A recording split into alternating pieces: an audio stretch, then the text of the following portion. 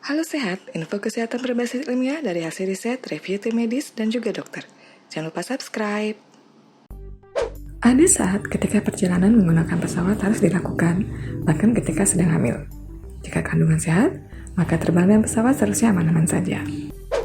Trimester kedua biasanya adalah waktu terbaik bagi ibu hamil untuk melakukan perjalanan dengan pesawat karena morning sickness sudah berlalu dan ukuran perut belum terlalu besar dan membatasi gerak.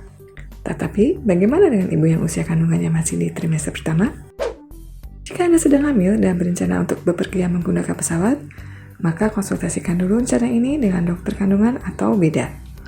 Beberapa ibu hamil menghindari terbang di trimester awal karena mereka merasa mudah lelah dan masih mengalami mual-mual di tahap ini. Sebelum memesan tiket, periksa dulu kebijakan airline yang akan digunakan untuk memastikan mereka mengizinkan ibu hamil untuk terbang dengan pesawat. Sebagian besar airline akan meminta penumpang yang usia kandungannya di atas 28 minggu untuk membawa surat keterangan dari dokter atau bidan. Sebelum melakukan perjalanan menggunakan pesawat di usia kehamilan berapapun, Anda sebaiknya berkonsultasi dengan dokter mengenai durasi terbang, rencana aktivitas selama bepergian, dan bagaimana kondisi kandungan Anda hingga saat itu.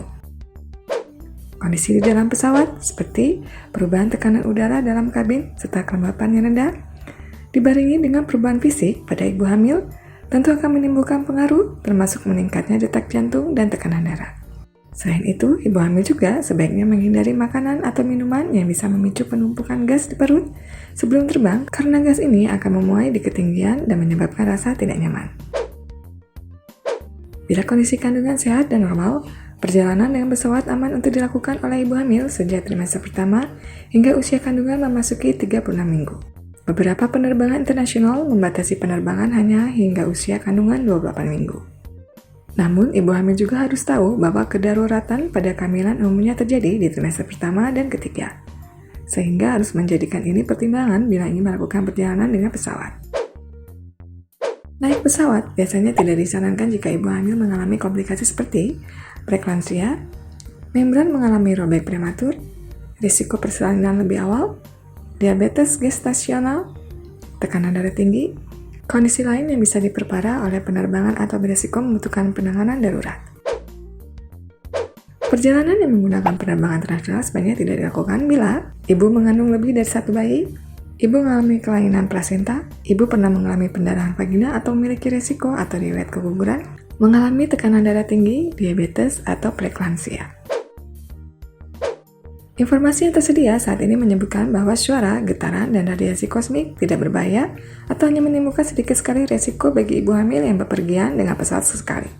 Badan Pengawasan Kebijakan dan Perlindungan Atas Radiasi International Commission on Radiological Protection mengatakan bahwa paparan maksimal atas radiasi selama 1 tahun tidak boleh melebihi 1 milisievert atau MCV bagi masyarakat umum dan tidak boleh melebihi 1 MCV selama masa kehamilan dan dihitung 40 minggu. Bagi kebanyakan ibu hamil yang menggunakan pesawat, risiko paparan seperti yang disebutkan tadi tentu sangat kecil. Bahkan penerbangan antar benua paling lama pun hanya akan memberikan paparan sebanyak 15% dari batasan yang ditentukan tersebut. Oleh karena itu, ibu hamil yang melakukan penerbangan sekali selama masa kehamilannya sangat sedikit kemungkinannya mencapai batas maksimal paparan radiasi. Jika ibu hamil yang harus sering melakukan penerbangan karena alasan pekerjaan bisa saja terpapar radiasi lebih dari batas maksimal. Untuk itu, di awal kehamilan, mereka harus sudah tahu apa resiko yang mungkin terjadi jika masih terus naik pesawat. Konsultasi dengan dokter kandungan dalam hal ini sangatlah penting untuk dilakukan. Demikian informasi kali ini, silakan tulis pendapat di kolom komentar seputar topik ini. Info yang kami berikan telah melalui validitas informasi kesehatan yang aktual dengan pendekatan ilmiah, direview tenaga ahli dan dokter. Jangan sampai Anda melewatkan info kesehatan yang krusial dan mungkin dapat menyelamatkan keluarga dan teman kita. Jangan lupa subscribe dan nyalakan lonceng notifikasi agar tidak ketinggalan info dari Halo Sehat.